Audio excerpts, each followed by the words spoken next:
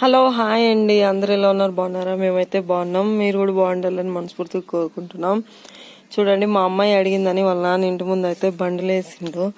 ఎందుకు అనుకుంటున్నారా? ఏం లేదు, ముగ్గేసే కంట.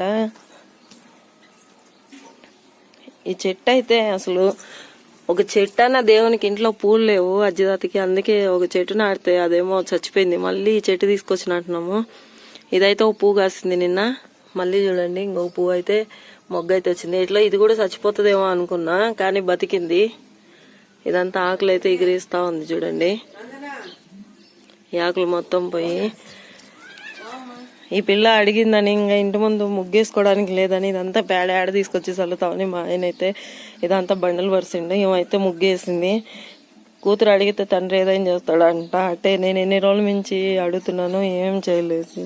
కల్లాపు చల్లాలి, కాంక్రీట్ అన్నీ అని అస్సలు ఏం లేదు.